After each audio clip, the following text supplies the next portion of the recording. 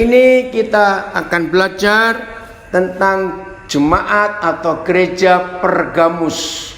Wahyu pasal yang kedua, mulai ayat 12. Dan tuliskanlah kepada malaikat atau gembala jemaat gereja Pergamus. Apa yang dipesankan?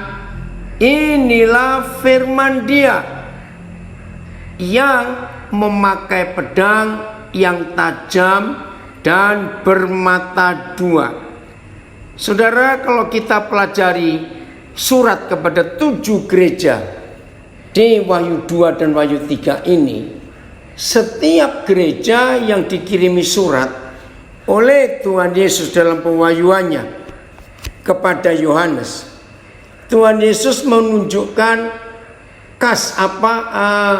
penampilan atau pernyataan yang berbeda-beda. Ya, untuk gereja Pergamus, dia menyatakan memakai pedang yang tajam dan bermata dua. Ya, dulu waktu saya masih kecil dengar pedang bermata dua, pikir ada gambar dua mata. Ternyata bukan begitu. Ya, kalau pisau tajamnya cuma bermata satu, yaitu bagian yang kita pakai buat motong. Nah, bermata dua itu adalah pedang. Tajamnya itu kiri kanan, ya, sama-sama tajam. Nah, itu bermata dua. Di dalam hidup kita, hidup kami sebagai hamba-hamba Tuhan, maka pedang bermata dua itu artinya kita, para pendeta, hamba Tuhan, pengkhotbah, tidak boleh hanya memiliki firman yang berupa pedang bermata satu, yaitu hanya tajam untuk jemaat atau untuk yang mendengar. Nah, Tuhan tidak mau itu. Tuhan mau firman yang kita terima daripada Dia adalah firman yang sangat tajam, seperti atau setajam pedang yang bermata dua. Jadi yang dikhotbahi harus kena potong firman itu, tetapi yang khotbah juga harus bisa kena atau kepotong dengan firman itu. Maka kesimpulannya, para hamba Tuhan, para pengkhotbah tidak boleh hanya mengkhotbahi orang, tapi firman yang kita khotbahkan harus bisa merubah hidup kita juga. Arti yang lain, jangan jadi Kristen calo, menyuruh orang. Ibu kata kita baru mengerti istilah itu. Ya, jangan jadi pendeta calo, menyuruh orang, ya, untuk berangkat, tapi yang menyuruh nggak nyampe-nyampe, tetap di tempat. Nah, kita nggak boleh seperti itu. Mari para hamba Tuhan, kita periksa hidup kita, para pendeta, para gembala, majelis jemaat, penginjil-penginjil, mari kita periksa hidup kita. Bagaimana konsep kita dalam menyampaikan firman? Sudahkah firman yang kita ajarkan kena kepada kita juga? Saudara, saya punya pengalaman tahun 75 di Kutai Barat. Dulu masih masuk Kabupaten Kutai Kartanegara. Nah, hari itu kami pergi berlima, ya, pelayanan 6 bulan lebih kami di pedalaman. Ya, sekarang nggak tahu ini Eka sudah gabung belum. Nah, Eka Wardana dari daerah itu. Nah, hari itu giliran saya untuk menyampaikan firman Tuhan. Lalu saya biasa persiapkan diri, saya baca Alkitab. Tiba-tiba saudara, Roh Kudus menegur saya. Saya kaget sekali. Itu kira-kira akhir November tahun 75. Jangan kau baca Alkitab untuk khotbah. Loh, saya kan kaget. Lalu bagaimana maksudnya? Saya merenung sejenak, saya merasa betul Tuhan Yesus gak suka. Hari itu saya baca Alkitab karena nanti sorenya saya mau khotbah. Nah, saya tutup Alkitab, saya merenung. kenapa saya nggak boleh baca Alkitab untuk khotbah? Saya nggak ngerti. Saya merenung, saya sambil tanya, apa kenapa saya nggak boleh baca Alkitab untuk khotbah? Saya kaget, saudara. Roh Kudus berkata begini, kalau kamu belajar firman, Daniel, kalau kamu baca Alkitab untuk khotbah, maka firman itu tidak akan berkuasa dalam hidupmu. Oh ya? Lalu bagaimana? Nah, saudara, betul-betul itu pengalaman yang luar biasa. Roh Kudus mengajar saya, hidupmu itulah khotbahmu. Oh, saya baru mengerti. Hidupmu itulah khotbahmu. Jadi jangan munafik, hanya membaca Alkitab, belajar Alkitab untuk mengkhotbahi orang lain. Sejak hari itu sampai hari ini saya merubah konsep saya. Saya tidak pernah belajar Alkitab, baca Alkitab untuk khotbah, tidak. Semua saya renungkan dulu. Maka itu banyak orang heran kalau saya khotbah tidak bawa Alkitab. Bukan saya hafal. Betul, Agatha, luar biasa itu. Maka itu kalau saya khotbah tidak bawa Alkitab, kebanyakan bukan saya hafal. Sebab firman itu sudah saya hidupi. Otomatis firman itu nyata. Nah, maafkan saya kalau ada rekan-rekan saya masih belum punya konsep pedang bermata dua ini. Biarlah hari ini kita merubah hidup. Khotbah yang berupa teori, karena pendeta itu belajar secara sistematis homiletik, ya itu artinya ilmu khotbah. Homiletik itu ilmu khotbah secara ilmiah. Para pengkhotbah yang mengkhotbahkan Alkitab secara ilmiah, wah itu rapi, tersusun. Ya, ada pembukaannya, ada rangkanya, ada isinya apa, ada kesimpulannya. Wih, hebat. Tapi maaf, belum tentu yang mendengar bisa mengalami perubahan hidup, karena yang dikhotbahkan teori. Jadi sangat dahsyat firman itu kalau kita sampaikan secara fakta hidup. Betul, malah ngantuk yang mendengar.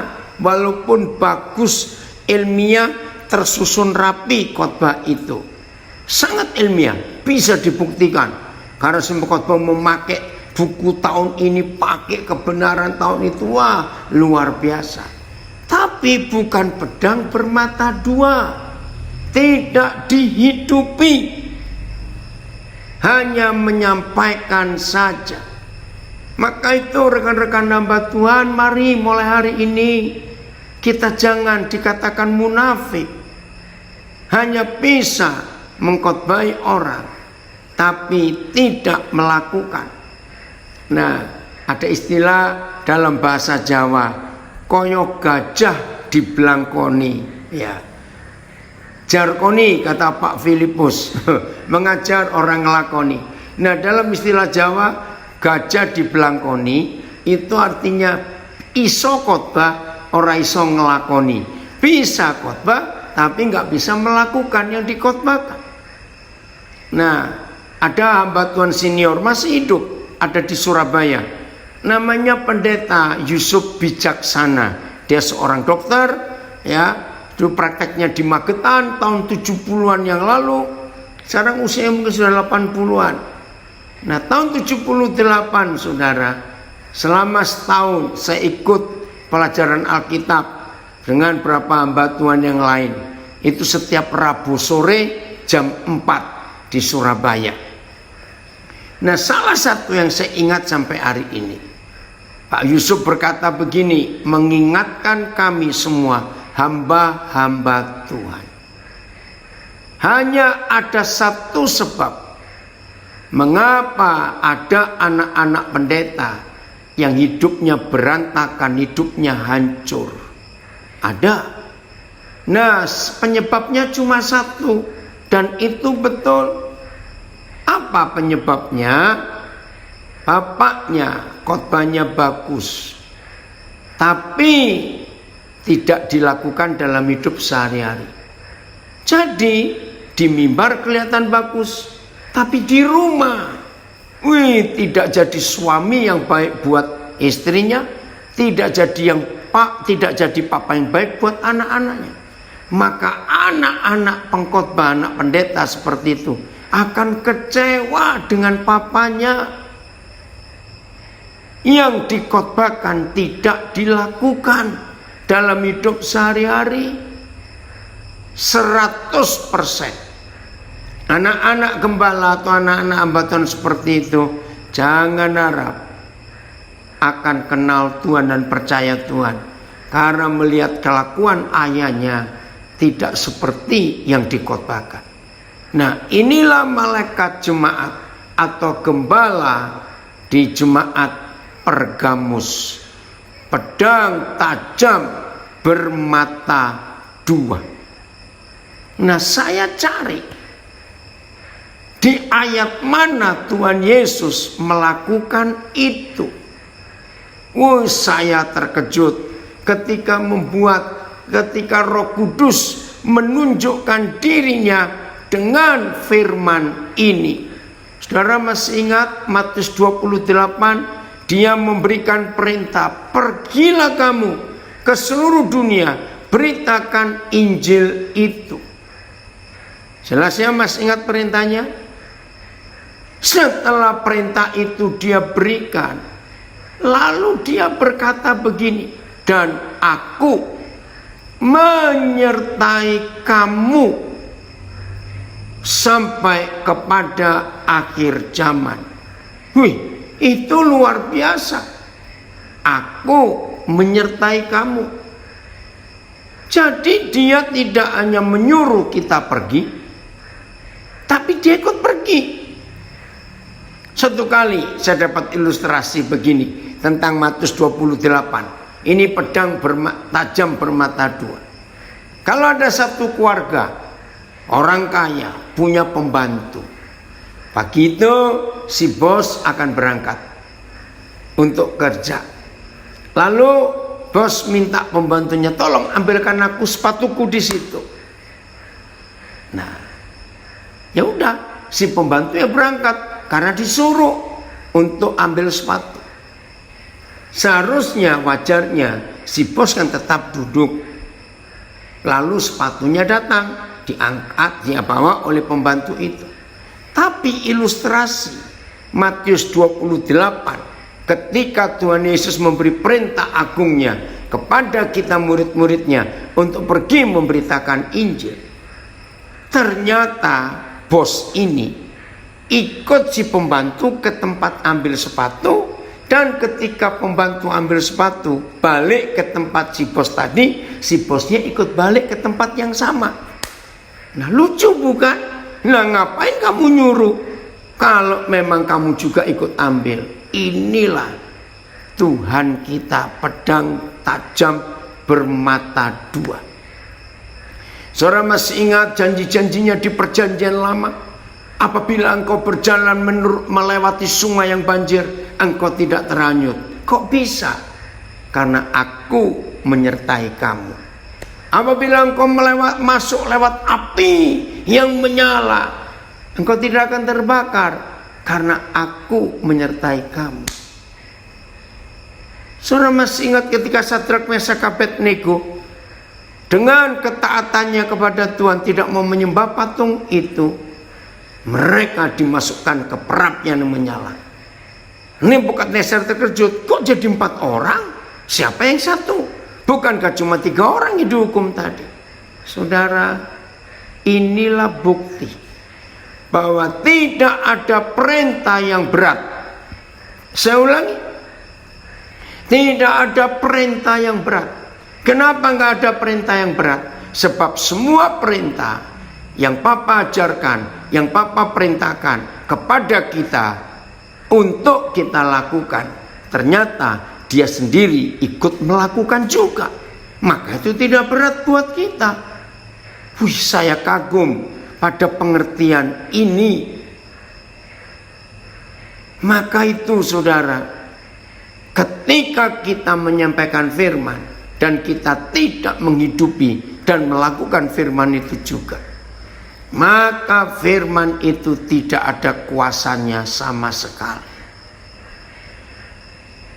Menyebut diri hamba, tapi kalau kelakuannya bos, copot aja predikat hamba itu. Paulus Winarto, senang kau dan kamu gabung. Hamba itu hamba, jangan berkelakuan bos. Jadi pedang tajam bermata dua, karena Tuhan Yesus sendiri melakukannya. Satu kali saya pernah dengar, berapa tahun 70-an yang lalu, Pendeta Stephen Tong, waktu itu belum doktor dia mengajarkan bedanya kekristenan dengan agama-agama apa saja. Digambarkan ada seorang jatuh ke dalam sumur, teriak-teriak minta tolong. Agama A lewat. Oh, kamu terjerumus ke dalam sumur karena hidupmu tidak sungguh-sungguh dengan Tuhan. Kamu hidup tidak benar, kamu begini. Jadi diajari macam-macam. Udah, lakukan itu. Pergi si agama A. Orang ini masih dalam sumur, hanya cuma diajari. Datang agama kedua, agama B misalnya. Oh, kamu itu kurang amal dalam hidupmu. Kamu itu terlalu pelit. Kamu kurang ini, kurang itu. Harusnya kamu itu begini, harusnya kamu begitu. Maka kamu gak akan masuk ke sumur ini. Lakukan itu. Agama B pergi. Orang ini masih dalam sumur. Dan terus begitu. Berganti-ganti datang agama-agama yang ada. Akhirnya datang Tuhan Yesus. Begitu Tuhan Yesus mendengar teriakan orang ini minta tolong, Tuhan Yesus gak mengajar, gak apa. Tuhan Yesus masuk ke dalam sumur itu, menemui orang itu. Lalu Tuhan Yesus angkat orang itu dari dalam sumur. Dan mereka dua keluar dari dalam sumur. Saya ingat ilustrasi itu dari tahun 70-an yang lalu. Jadi Tuhan Yesus gak cuma menyuruh orang belajar ini, belajar itu, tapi dia ikut melakukannya juga. Ini yang luar biasa saudara. Maka itu tidak ada perintahnya yang berat. Kenapa nggak ada yang berat? Karena dia ikut melakukan apa yang dia perintahkan kepada kita. Wih, ini luar biasa. Efesus 5 ayat 33. Kita lihat bukti ini. Betapa Tuhan Yesus itu nggak cuma ngajar, nggak cuma nyuruh, tapi dia melakukan. Efesus 5 ayat 33. Nah, di sini kita belajar untuk para suami. Lihat ayat 33 Efesus 5. Membuktikan pedang tajam bermata dua itu. Bagaimanapun juga. Wih, kata ini bagus. Bagaimanapun juga. Bagi kamu masing-masing. Berlaku. Nah, saya tambahkan. Berlaku apa? Berlaku perintah ini. Berlaku hukum ini. Berlaku peraturan ini. Peraturan apa? Hukum apa? Perintah apa? Kasihlah istrimu, para suami, seperti dirimu sendiri.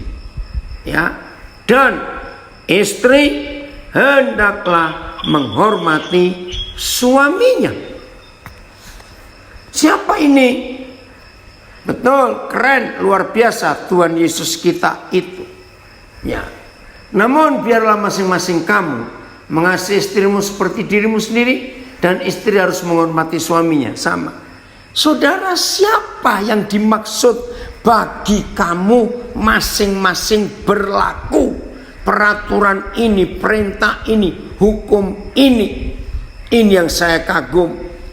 Nanti ya saudara, karena kita nggak membahas kitab Efesus 5 tentang suami istri, tapi ini bukti bahwa Tuhan Yesus tidak cuma memerintah, menyuruh kita, tapi dia ikut melakukan.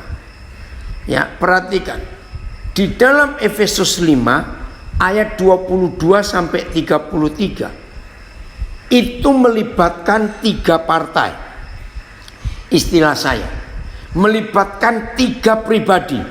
Ya, Efesus 5 22 sampai 33 itu melibatkan 3 pribadi. 1 jelas Tuhan Yesus, 2 itu istri, 3 itu suami.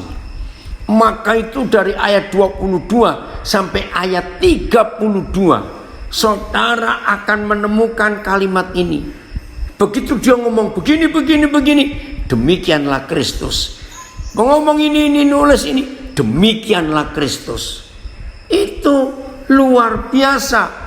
Nah, jadi karena di Efesus 5 ayat 22 sampai 32 itu selalu ada kalimat demikian pula Kristus, demikian pula Kristus. Berarti saudara, dalam hidup Tuhan Yesus dia mengikuti juga hukum yang dia tulis di ayat 33. Artinya, ya cobaan buka lagi Efesus 5 ayat 33. Itu luar biasa saudara, sangat mengagumkan ya yang Tuhan ajarkan kepada kita. Terima kasih Tuhan Yesus. Ya, ayat 33-nya. Ayo kita melihat ini. Bagaimanapun juga bagi kamu masing-masing. Siapa kamu masing-masing? Aku Yesus, kamu istri, dan kamu suami. Bagi kamu masing-masing juga berlaku peraturan ini, berlaku hukum ini. Kasihilah istrimu seperti mengasihi dirimu sendiri. Nah saudara, tolong para pendeta yang masih belum paham betul pengajaran Matius pasal yang ke-19 tentang perceraian, ingat Efesus 5:33. Karena kita nggak teliti. Oh, boleh kok menceraikan istrinya para suami kalau ketahuan berzina. Nah, tolong para pendeta hari ini merubah konsep itu. Tidak. Siapa yang bilang boleh menceraikan istri kalau berzina? Nah, menurut Efesus 5:33, bagaimanapun juga bagi kamu masing-masing berlaku hukum, peraturan, perintah ini. Saya tanya, dalam Efesus 5 ini kita sebagai gereja adalah mempelai perempuan Kristus. Yesus adalah mempelai laki-laki gereja. Mari kita jujur dengan hukum perzinahan Matius pasal 5. Dengar ya, dengan hukum perzinahan Matius pasal 5. Ayo jujur para istri, kita ini istrinya Tuhan Yesus. Hanya melihat orang dan menginginkan kita sudah disahkan, kita berzina dengan orang itu di pikiran kita. Nah, dengan hukum Matius 5, saudara, bukankah kita ini bukan cuma pernah berzina, tapi kita ini sering berzina sebagai istri. Saya tanya, ketika sebagai istri kita sering berzina, Tuhan Yesus tahu atau tidak? Ayo jawab. Tahu. Nah, kalau dia tahu, kenapa dia nggak ceraikan kita? Padahal dia tahu kita berzina. Inilah hukum yang luar biasa yang Tuhan ingin kita lakukan dalam hidup kita. Maka itu Efesus 5:33 ini luar biasa. Ternyata Tuhan Yesus juga menggenapi hukum yang dia buat. Dia mengasihi kita gerejanya, walaupun dia tahu kita sering berzina. Terima kasih Tuhan Yesus untuk pengampunan dan penerimaan kebejatan kita ini. Ini yang luar biasa dalam hidup kita. Kalau kita mau sungguh-sungguh mentaati, ini dia. Terima kasih Roh Kudus untuk apa yang Tuhan ajarkan kepada kami. Haleluya. Udah, sekarang kita buka kembali Wahyu 2 ayat yang berikut ya. Jemaat Pergamus ini ada hal yang unik yang kita mau pelajari. Ayat 13. Aku tahu di mana engkau diam, yaitu di sana, di tempat takhta iblis. Widih, ngeri.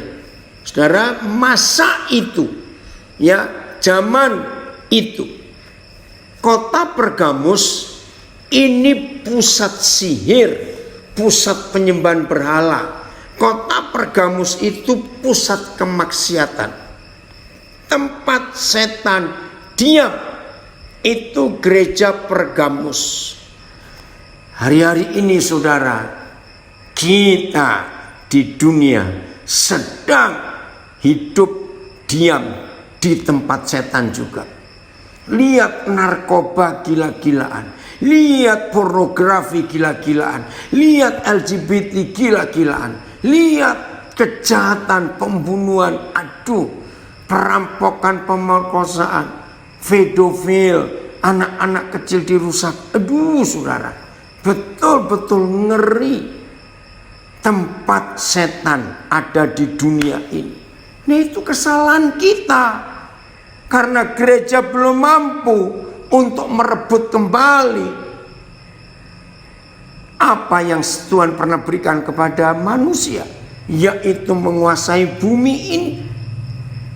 Sekarang kita lihat 1 Yohanes 5:19-an untuk membuktikan bahwa kita sedang ada di tempat setan berada. 1 Yohanes 5:19. Terima kasih Roh Kudus, Engkau memberi kekuatan kepada kami untuk hidup menang. Kita tahu bahwa kita berasal dari Tuhan. Puji Tuhan, nggak ragu.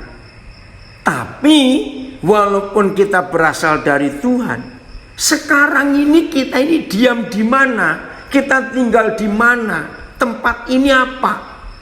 Lihat kalimat berikut. Dan seluruh dunia berada di bawah kuasa si jahat. Seluruh dunia di tangan setan. Seluruh dunia dalam cengkeraman neraka.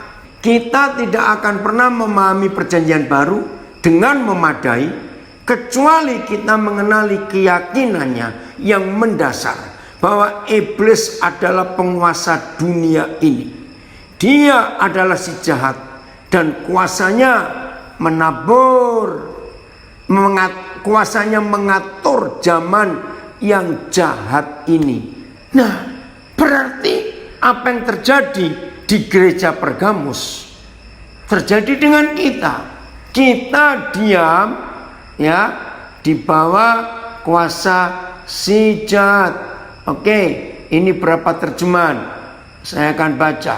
Kita tahu bahwa kita berasal dari Tuhan dan seluruh dunia berada dalam kuasa si jahat. Sama. Dan segenap dunia ini letaknya dalam kuasa si jahat. Meskipun seluruh dunia di bawah kuasa si jahat, kita tetap milik Tuhan. Ya, seluruh dunia terletak pada si jahat. Oke, semuanya sama. Lalu apa yang harus kita buat? Kembali ke Wahyu 2 ayat 13 tadi. Jadi walaupun kita hidup di tempat si jahat bertakhta, setan bertakhta. Mari kita lihat.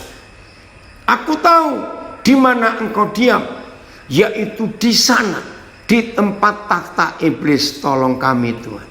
Dan engkau berpegang kepada namaku. Puji Tuhan. Dan engkau tidak menyangkal imanmu kepadaku. Hebat sampai di sini pujian ini. Pujian Tuhan Yesus Gembala Jemaat Pergamus kepada kita. Juga tidak pada zaman Antipas, saksiku yang setia. Antipas ini hidup pada zaman itu, ya, dia tetap setia walaupun akhirnya dihukum mati. Saksiku yang setia kepadaku, yang dibunuh di hadapan kamu, di mana iblis diam. Saudara, puji Tuhan untuk pujian yang luar biasa ini.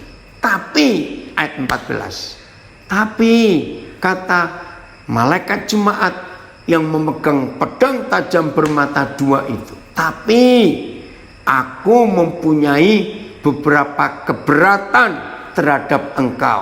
Apa itu? Di antaramu ada beberapa orang yang menganut ajaran Bileam, yang memberi nasihat kepada Balak untuk menyesatkan orang Israel supaya mereka makan penyembahan berhala dan berbuat zina. Nah, kita nggak usah bahas tentang makan penyembahan berhala, berbuat zina, karena kita tahu itu jelas dosa soal perzinahan itu. Tapi Bileam ini siapa? Nah ini loh. Jadi di Jemaat Pergamus itu imannya luar biasa. Walaupun diam di tempat iblis bertakhta, tetap memegang kesetiaan, setia kepada nama Tuhan, tidak bergeser imannya. Walaupun ada di antara mereka seorang murid namanya Antipas, dibunuh di depan jemaat orang-orang percaya Pergamus. Orang Pergamus nggak takut, imannya luar biasa. Tapi Bileam ini, ya, karena waktu nanti saudara baca di kitab Bilangan atau tema apa saya lupa ya, Bileam itu. Nah, Bileam ini nabi yang mata duitan, maaf. Jadi disuap oleh Balak untuk bernubuat yang enak-enak karena uang. Maaf, saudara, dan roh Bileam ini akhir-akhir ini muncul kembali. Maafkan saya, tidak sedikit hamba-hamba Tuhan kerasukan roh Bileam. Motivasi pelayanannya adalah uang. Maaf ya, motivasi pelayanannya adalah uang.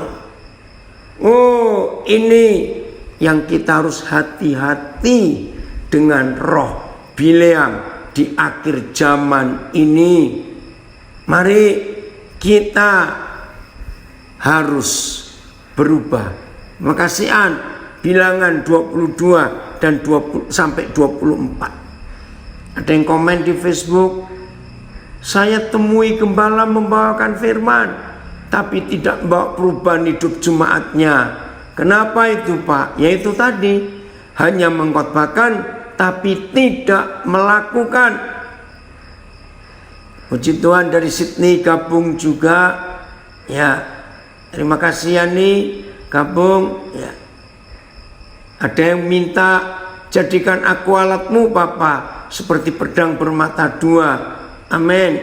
Ya. Ya. Matius 11 ayat 29. Belajarlah kepadaku, pikul lakuk atau gandar, yang kupasang. Nah saudara, hati-hati. Roh Bileam sedang merajalela kembali di akhir zaman ini. Tapi dengan COVID muncul, Corona muncul, saudara, maaf, hamba-hamba Tuhan yang mata duitan ketahuan betul di masa COVID ini. Betul tidak? Karena nggak ada lagi undangan-undangan keliling, nggak ada lagi seperti dulu. Nah, di sini kita akan diuji, rekan-rekan saya, hamba-hamba Tuhan. Kita ini hidup untuk melayani atau melayani untuk hidup? Sekarang di masa COVID-19 ini ketahuan. Nah, jemaat Pergamus secara iman setia kepada Tuhan, tapi ada beberapa di antara mereka roh Bileam masuk. Nah, saudara masih ingat begitu sayangnya Tuhan kepada Bileam? Saya tuh kalau ingat kisah ini saya tuh tertawa geli. Ada ya orang sendablek Bileam. Maaf saya berkata, orang sendablek Bileam kok ada? Di mana dableknya? Ayo ya. Bayangkan kalau kita ini semua Bileam. Kita ya. Zaman itu nggak ada mobil. Ya, Bileam nggak punya kuda. Ya, tapi dia punya keledai. Jadi dia berangkat ke tempat Balak ada untuk menyampaikan nubuat itu. Sudah ditegur berkali-kali oleh Tuhan. Yaitu tadi bilangan 22 sampai 24. Bukan berantem. Iya, Roland bilang berantem sama keledai. Ini loh yang dua bleknya Bileam. Karena Tuhan sayang dia. Dan di situ nggak ada yang lain kecuali keledai itu. Saudara bayangkan ya, kalau keledai kan bukan seperti kuda, kuda lari. Keledai itu kan jalan, karena nggak bisa lari, apalagi bawa beban. Oke, tiba-tiba keledai itu noleh ke Bileam, terus ngomong, menegur dia. Loh, ini yang saya kaget. Bileam nggak bereaksi, tetap berangkat. Kalau saya jadi Bileam, saya langsung jatuh. Wih, saya kaget dong. Loh, kamu kok bisa ngomong? Sejak kapan kamu bisa bicara? Dan bicaranya kepada Bileam nggak main-main, nggak tanggung-tanggung, negur. Ini loh saudara, roh akhir zaman ini merusak gereja Tuhan. Maka itu mari kita jujur, periksa diri kita. Jangan ada roh Bileam dalam hidup kita yang mata duitan. Oke, bilangan, coba saya bantu cari. Bileam biasa dengan yang supranatural. Ya tapi walaupun begitu kalau dia ngomong, Filemon syok juga. Tetapi Bileam beroleh peringatan keras untuk kejahatannya. Ini yang saya kagum kepada kasih Papa. Saudara, Papa kita di surga itu sayangnya luar biasa. Sudah Bileam sesalah itu, mata duitan, keras kepala, Papa masih memperingatkan dengan keras untuk kejahatannya. Sebab keledai beban yang bisu berbicara dengan suara manusia dan mencegah kebebalan nabi itu. Saudara bayangkan, saya baca terjemahan lain. Namun Bileam mendapat teguran yang keras atas pelanggarannya dari seekor keledai yang bisu, tetapi yang berbicara dengan suara manusia, sehingga menghentikan perbuatan gila nabi itu. Woi, gila lagi. Oke, terjemahan BIS. Apa itu? Tetapi Bileam mendapat peringatan yang keras terhadap kejahatannya itu. Ketika keledainya berbicara dengan suara manusia, maka nabi itu dipaksa untuk menghentikan perbuatannya yang gila itu. Aduh, gila lagi. Ya. Dan mendapatkan teguran atas pelanggarannya, yaitu seekor keledai yang tidak bisa berbicara dengan berbicara dalam suara manusia. Dia telah mencegah kedunguan sang nabi. Namun Bileam kemudian diberi peringatan keras atas pelanggarannya itu. Keledai yang tidak bisa berbicara seperti manusia tiba-tiba mengeluarkan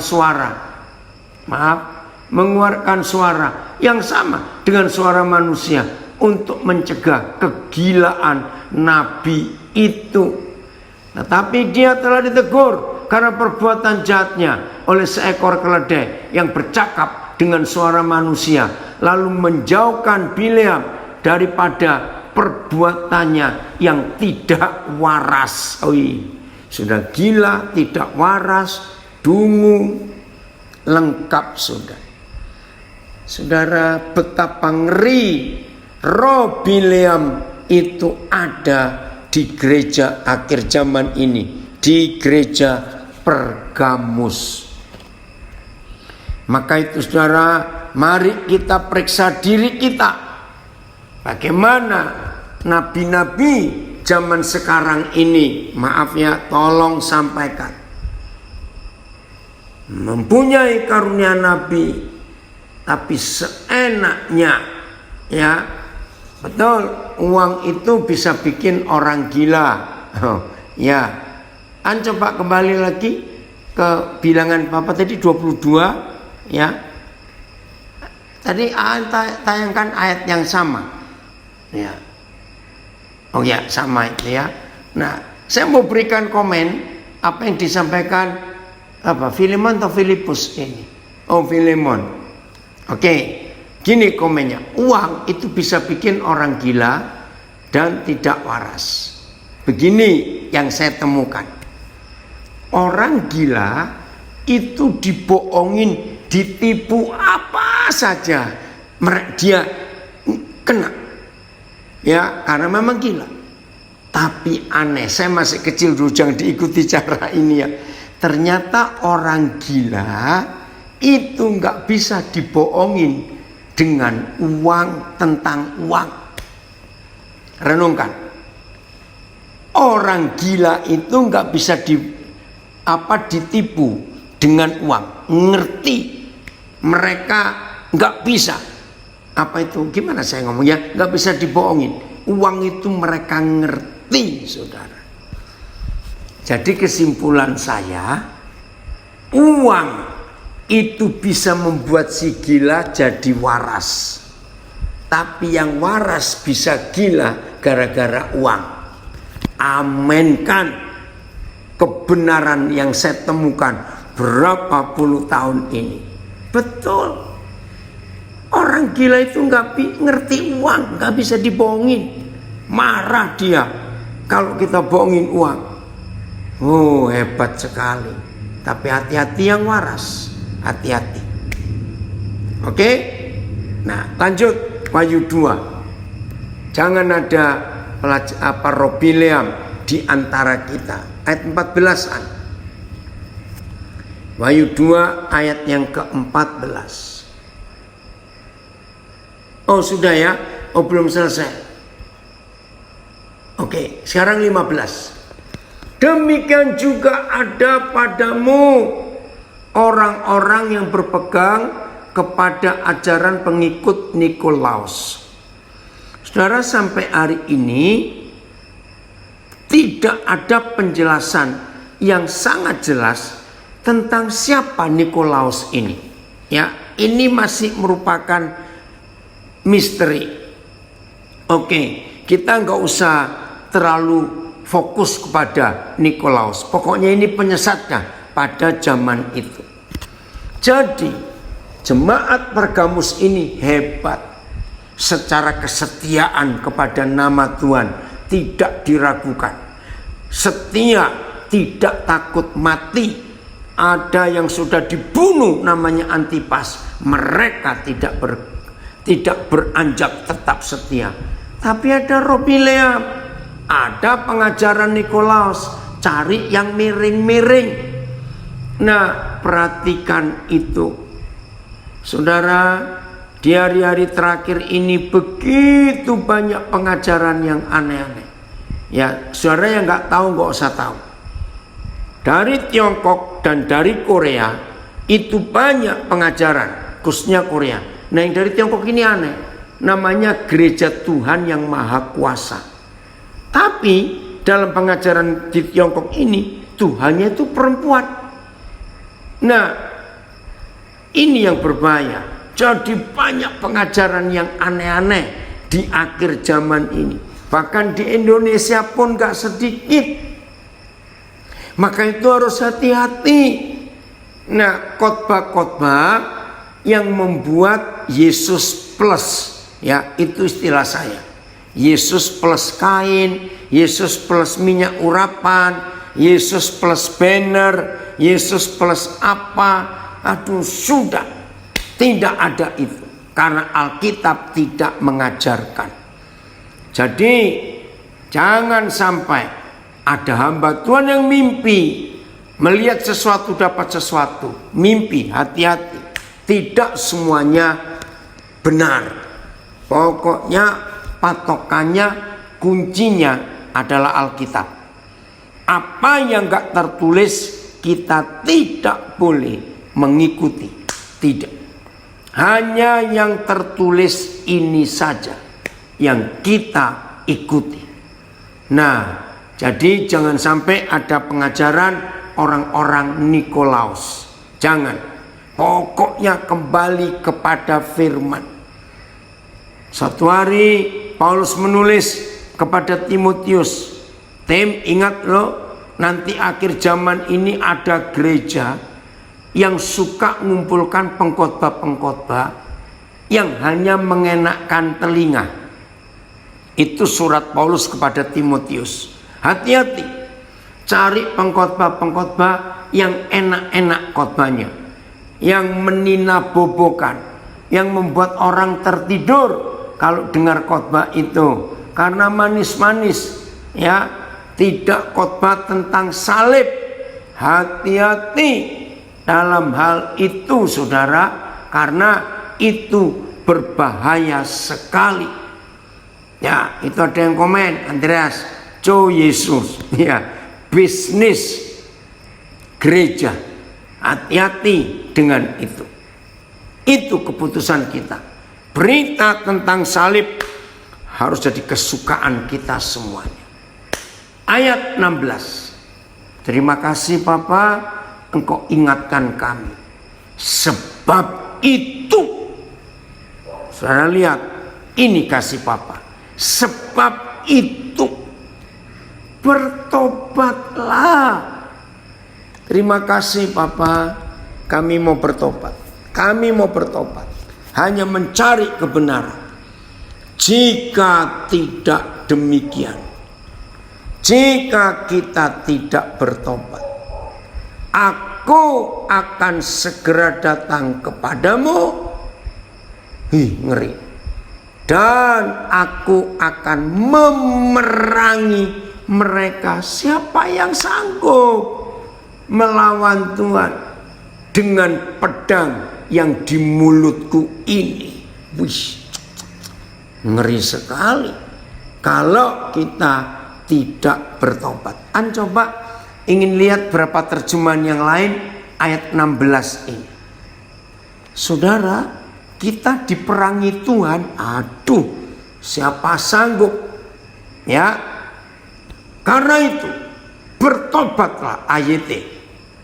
Jika tidak, aku akan segera datang kepadamu dan memerangi mereka dengan pedang dari mulutku. Sama BIS. Sebab itu bertobatlah dari dosa-dosamu. Kalau tidak, sebentar lagi aku akan datang kepadamu dan memerangi orang-orang itu dengan pedang yang ada di mulutku. Sama, bertobatlah. Dan jika tidak, aku segera datang kepadamu dan aku akan berperang melawan mereka dengan pedang dari mulutku. Firman itu. Sebab itu bertobatlah. Jika tidak, maka aku akan datang kepadamu dengan segera, lalu memerangi mereka dengan pedang yang ada di mulutku ini sama.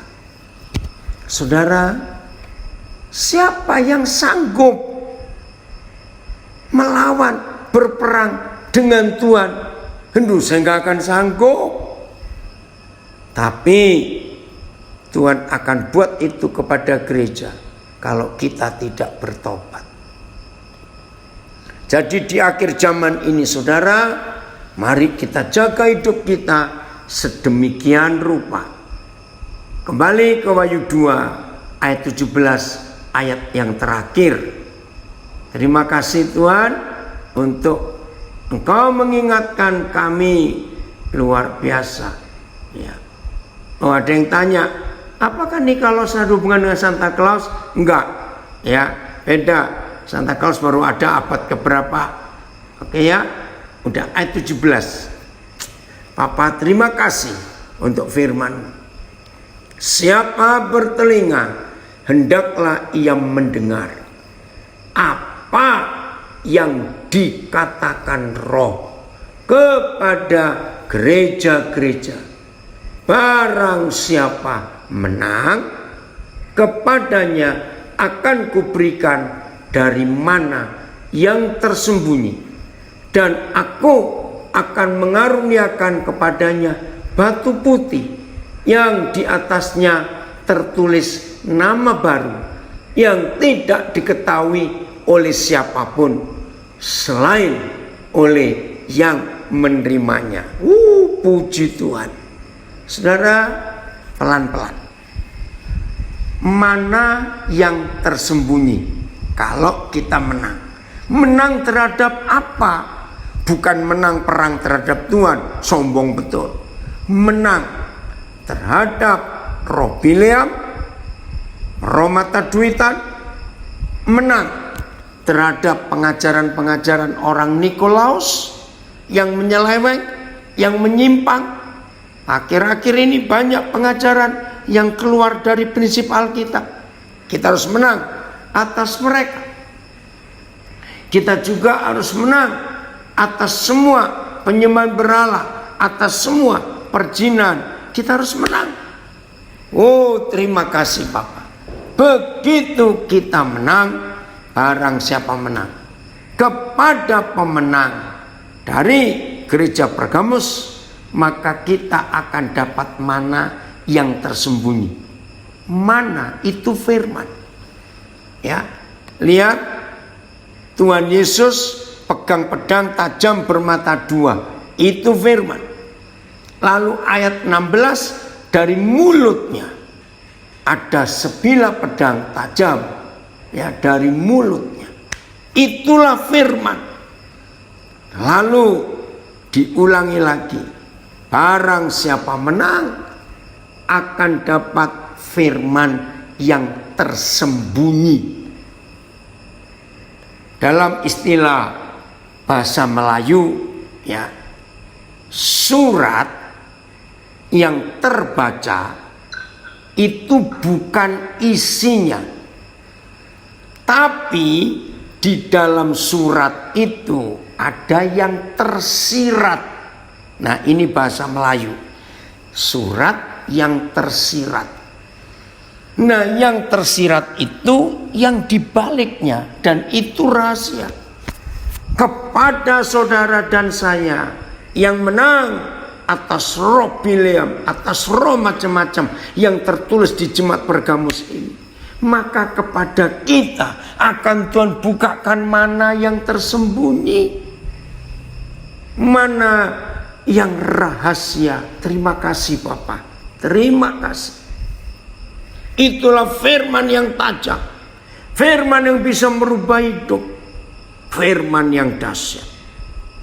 Dan bukan cuma itu, kita juga coba lihat berapa terjemahan yang ayat 17-nya. Ya, pembayuan firman, betul Filemon. Lihat sekarang, batu putih. Ya, enggak sekedar batu biasa ya. Kita enggak tahu bentuknya batu bagaimana. Batu putih yang di atasnya ada nama baru. Yang tahu cuma kita, yang lain enggak tahu. Jadi tolong ya Agatha, jangan cari jangan tanya Koden. Jadi Koden batu putih namanya apa? Koden pun nggak tahu batu putih yang Tuhan beri pada kata namanya apa, nggak tahu. Pokoknya itu yang tahu cuma kita sendiri. Nah, kata nama itu berarti perubahan karakter. Ya, kata bilang, oh nggak nanya ya, sebelum ditanya Koden ngomong dulu, karena nanti pasti tanya lagi. Maaf. Oke ya, saya baca terjemahan AYT. Ia yang memiliki telinga, biarlah. Apa ini Roland? Biduri bulan itu apa? Ia yang memiliki telinga, biarlah mendengar apa yang dikatakan Roh kepada jemaat-jemaat. Kepada dia yang menang, aku akan memberikan mana yang tersembunyi, dan aku akan memberikan kepadanya sebuah batu putih dan sebuah nama baru tertulis pada batu itu, yang tidak seorang pun mengetahuinya kecuali orang yang menerimanya. Sama BIS, barang siapa dapat mendengar, hendaklah memperhatikan apa yang dikatakan oleh Roh Tuhan kepada jemaat-jemaat. Mereka yang menang akan kuizinkan makan mana yang tersembunyi, dan masing-masing akan menerima daripadaku sebuah batu putih. Pada batu itu tertulis suatu nama yang baru, yang tidak diketahui oleh siapapun juga selain daripada orang menerimanya. Berarti sama. Nah, firman yang bagaimana? Ayat terakhir, Yeremia 23 ayat 22. Sekiranya mereka hadir dalam dewan musyawarahku. Mereka ini adalah kita, hamba-hamba Tuhan, para nabi. Niscayalah mereka akan mengabarkan firmanku kepada umatku. Hasil daripada khotbah gereja yang didapat karena hadir dalam dewan musyawarah surga. Apa dewan musyawarah ya? Saya baca AYT. Akan tetapi seandainya mereka berdiri di sidangku, mereka akan menyampaikan firman-firmanku kepada jemaatku, dan hasilnya telah membuat mereka berbalik dari jalan mereka yang jahat dan dari perbuatan-perbuatan mereka yang jahat. Ya, terjemahan lama, hadir dalam majelis bicaraku. BIS, apa andai kata mereka tahu apa yang terkandung dalam pikiranku, ya, maka mereka telah menyampaikan pikiran. MELT. Namun jika mereka berdiri di dalam nasihatku, nasihat ya, Selbir, sekiranya mereka hadir dalam majelis musyawarahku, ya, hadir dalam majelis perundinganku. Nah, saudara, menurut Yeremia 23 ayat 22, satu-satunya tanda bagi para pendeta, para pengkhotbah, para majelis, hamba-hamba Tuhan yang menyampaikan firman, bahwa firman yang kita sampaikan itu berasal dari sidang majelis musyawarah surgawi, dari hasil sidang dewan musyawarah surgawi atau MPR-nya surga, DPR-nya surga. Satu tandanya, kalau kita para pengkhotbah mendapat mana yang tersembunyi, mana yang disimpan oleh Tuhan, dan khusus hanya diberikan kepada kita yang bisa hadir dalam His Council, bahasa Inggrisnya. Saya nggak tahu bahasa Belandanya apa. His Council. Kalau nggak salah ada kata raad, bahasa Belandanya. Coba akan lihat raad. Itu MPR, saudara. Hasilnya cuma satu. Begitu kita menyampaikan firman, yang mendengar, kalau mereka berdosa, hidupnya berubah, dibawa balik ke jalan yang benar dalam pertobatan yang sungguh-sungguh. Wih, luar biasa itu. Belajar bersama-sama, berdiskusi dengan Tuhan. Betul, Eka, kamu nggak buka terjemahan The Passion? Ya, soal Yeremia 23 ayat 22 itu hebat. Jadi Papa di surga itu punya dewan musyawarah, dan kita diminta sering-sering hadir. Terima kasih Papa. untuk surat kepada gereja Pergamus. Oke. Net ya. But if they had stood in my inner circle, inner circle, jadi link pertama, ya Tuhan itu punya inner circle, saudara, luar biasa. They would have proclaimed my message to my people. Ya, jadi akan memproklamirkan berita dari inner circle-nya itu. Jadi hari ini saudara, Roh Kudus ingin kita hidup sungguh-sungguh mentaati semua perintahnya. Terima kasih Roh Kudus untuk mengajar kami. Tuhan Yesus memberkati kita semua. Selamat menjadi pelaku firman.